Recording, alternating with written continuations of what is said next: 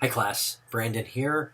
It is our first week of class, and we're really just beginning the process of this journey through what we're calling vocational preparation. As you'll see from the assignments, they really center on who you are. The first one is just simply a student information form, relatively easy. Uh, that's you turn it in, and it is given to your faculty advisor. You're going to turn that into your faculty advisor, especially if you don't know them very well.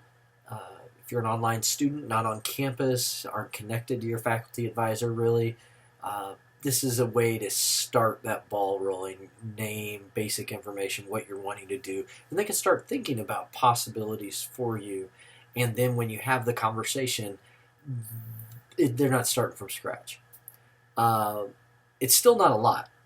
So it's really important that over the course of your time in this class, you're working on who you are and what it is that you are desiring to do in ministry.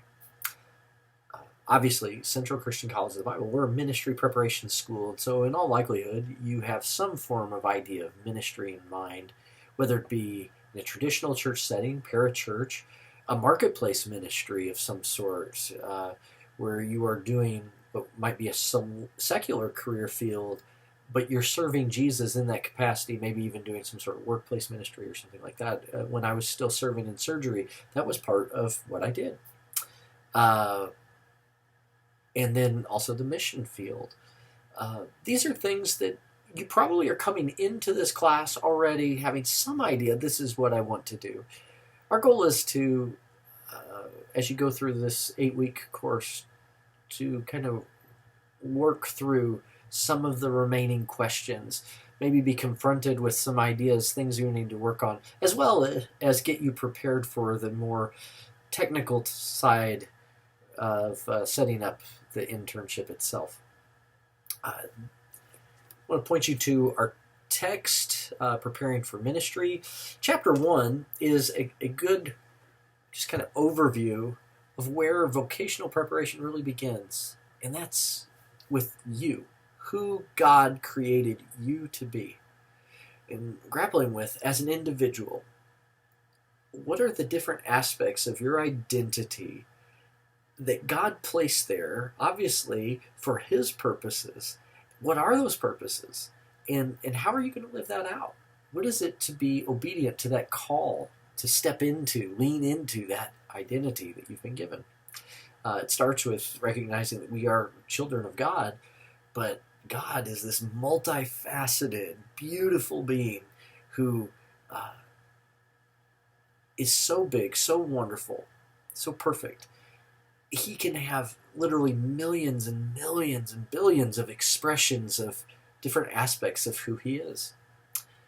In Christian discipleship, I talk about the original job description. Genesis chapter 1, verse 26 through 28. This is where God says, hey, let us make mankind in our image, in our image and in our likeness.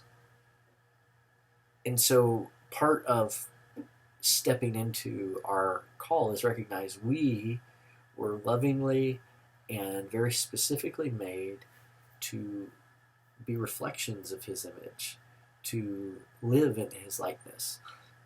Or as the Apostle Paul writes in Ephesians 5:1, to be imitators of God as dearly loved children. Now, how do we do that? Well, each one of us is going to look a little bit different. Yeah, we've got the biblical mandates of how we are to live in a life that glorifies Him. But then we also know through passages like Ephesians 2:10 that share with us that we were created as God's workmanship to do the good deeds, the great things, a life of ministry that He prepared in advance for us to do. And so some of the activities and the reading here is to kind of wrap your mind around who I am and what I'm going to be doing.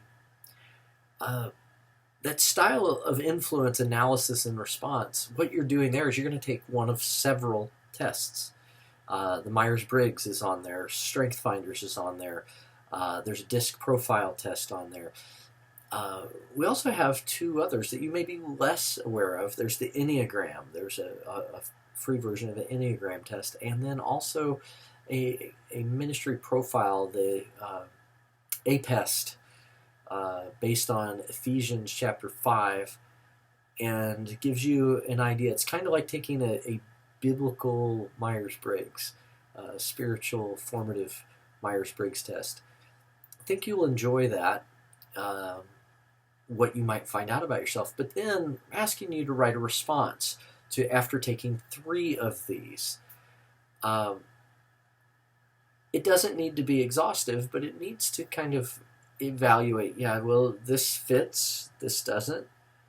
This might tell me, okay, maybe I'm not going to be real good with kids, or maybe I'm not the administrator I thought I was going to be, or maybe the public speaking side of being a minister is something that I'm going to be less comfortable with. I don't know. But the goal is that these are going to reveal some things about yourself that you, rather than being an absolute, are going to reveal some things that maybe you should think about in determining where you ultimately will do ministry or where you ultimately will work in ministry. Our goal is that you each week have a little bit fuller picture of who God is shaping you to be, so that you can serve Him in the confidences of knowing, this is who I am, and I'm going to serve Jesus in this manner through this type of ministry using these gifts.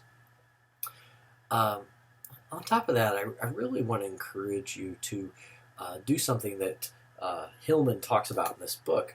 That is, start thinking about the various characters in Scripture who serve as kind of a model. For me, one of the big ones is Samuel in the Old Testament. Samuel was a change agent. He was the kind of bridge between the time of the judges. He was really the last judge, but then transitions into the monarchy. And so he's a judge, a prophet, a priest, a mentor, counselor, leader, on so many levels. That's something that I resonate with, because if you look at my background, I do a lot of different things. Most of the ministries I've been involved in are these kind of transition ministries where they're going from one step to another, and I'm kind of serving in that in between. But also I've done a lot of other things.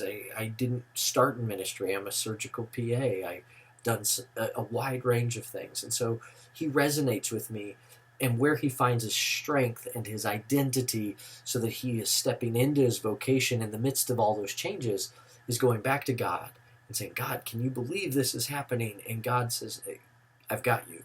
I'm taking you through this. Just live in bold faith in these next steps. For you, it may be Paul or Peter or John or Mary or who knows.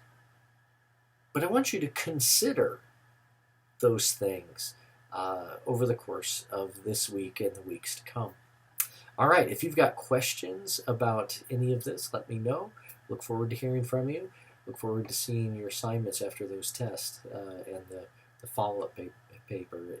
Don't get stressed about it, but do write well. This is a college class. So I will be grading your writing, not just the content. God bless. Bye.